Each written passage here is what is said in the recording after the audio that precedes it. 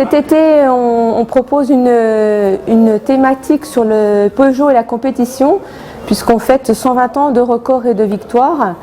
Pourquoi 120 ans? Parce qu'il y a 120 ans, c'était la première véritable course chronométrée au monde, en 1895, c'était Paris-Bordeaux-Paris. Il y a eu d'autres compétitions en 2 roues auparavant, mais on a voulu marquer le coup cette année pour les 120 ans de cette course.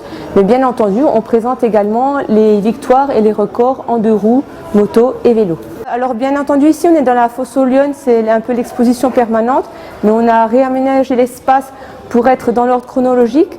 On démarre avec les types 3, qui sont les premières voitures de course, qui n'étaient pas vraiment des voitures de course, mais qui ont participé à des courses.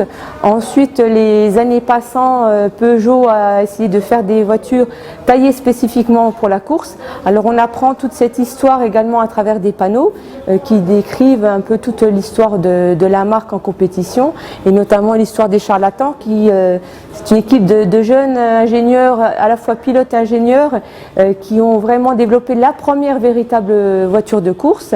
Donc on apprend ça dans les panneaux, on voit des modèles évidemment mythiques qui ont gagné de nombreuses courses. Alors on pense aux voitures qui ont gagné en Afrique, la 504 notamment, on pense bien entendu à la 205 T16, on a également la 405 T16, en plus récente la 206 WRC, et puis derrière moi vous voyez les 24 heures du Mans, enfin les voitures des 24 heures du Mans, 905 et 908. Comme on s'est un petit peu, je dirais, étendu, on a dépassé le domaine de cette fosse pour prendre un peu plus d'ampleur, pour pouvoir mettre plus de voitures, et ça nous permet de montrer nos voitures, et notamment la 404 diesel des records qui fête les 50 ans de sa victoire, de les mettre plus en valeur, plus en lumière en fait.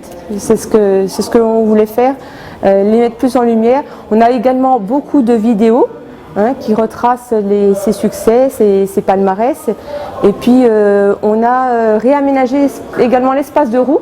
Alors vous pourrez le voir, il y a un espace vraiment dédié à la compétition, avec au centre les motos, et puis au début de l'espace ou à la fin de l'espace, ça dépend dans quel sens on circule, un espace dédié à la compétition vélo. Cette exposition dure tout l'été, depuis le 1er juillet jusqu'au 31 août 2015.